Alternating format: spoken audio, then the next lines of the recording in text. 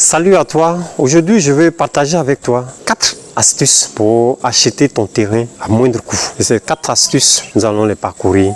Le quatrième, très important.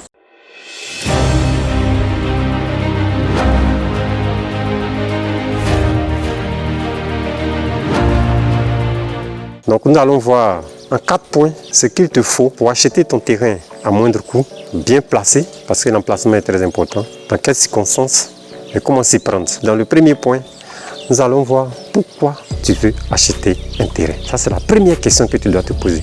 Pourquoi est-ce que je veux acheter un terrain? Tu veux acheter un terrain pour quel secteur d'activité? Parce que dans l'immobilier, sache qu'il y a 5 grands secteurs d'activité. 5 grands secteurs d'activité que sont le résidentiel, c'est-à-dire pour faire l'habitat, les bureaux construits pour en faire des bureaux. Il y a l'industrie, tu construis pour l'industrie, il y a le commerce et enfin l'immobilier hôtelier, donc dans le tourisme. Donc d'abord dans ces 5 points, c'est de savoir, tu vas acheter le terrain pour quel secteur de l'immobilier? Est-ce que tu veux l'acheter pour le résidentiel, c'est-à-dire l'habitation, les habitations? Est-ce que tu veux acheter pour en faire des bureaux? Est-ce que tu veux l'acheter pour l'industrie, dans les zones industrielles? Est-ce que tu veux l'acheter pour le commerce? Ou bien tu veux l'acheter pour le tourisme? Donc d'abord, c'est de répondre à cette première question. Toujours dans le groupe de pourquoi, est-ce que tu veux acheter le terrain pour faire de l'achat-revente, c'est-à-dire tu achètes le terrain, tu attends quelques années, quelques mois et tu revends?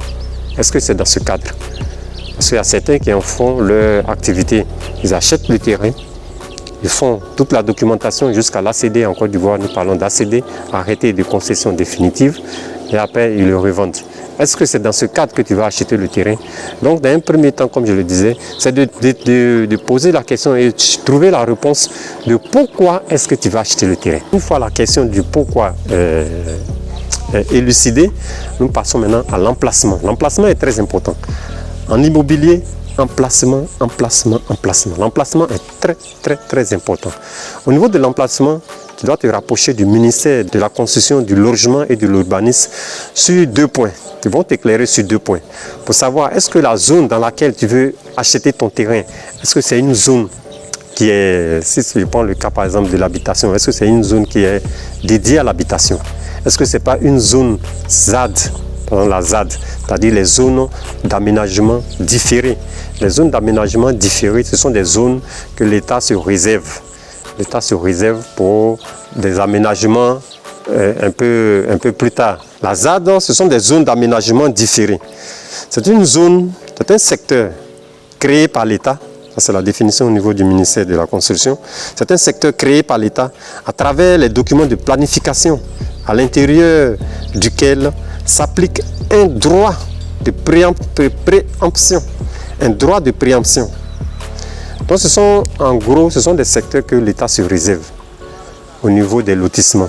Les zones d'aménagement différées ne peuvent être créées que par décret en Conseil d'État. L'article créant la ZAD doit être publié dans un délai de 2 ans à compter de la publication de l'arrêté délimitant le périmètre provisoire. Donc au niveau de la ZAD, ça c'est l'État qui se donne le droit de créer des ZAD. Donc tu dois te rapprocher au niveau du ministère de la Construction pour savoir de 1, est-ce que la zone que tu vises pour acheter ton terrain, est-ce que c'est une zone qui est conforme au projet que tu veux réaliser? De 1.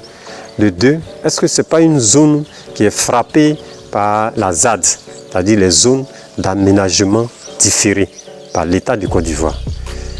Après le ministère de la Construction, il te faut maintenant te rapprocher du ministère des infrastructures économiques. Le ministère des infrastructures économiques. C'est ce ministère en Côte d'Ivoire qui est chargé de la conception, de la réalisation et de l'entretien du réseau routier. Le ministère des infrastructures économiques.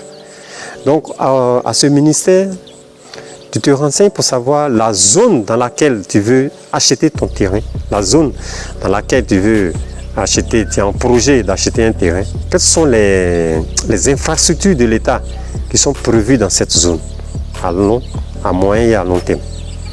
Parce que comme je l'ai dit, le ministère le ministère des infrastructures économiques est chargé de la conception, de la réalisation, de l'entretien du réseau routier en Côte d'Ivoire. Donc, avec eux, tu peux avoir des informations sur le réseau routier.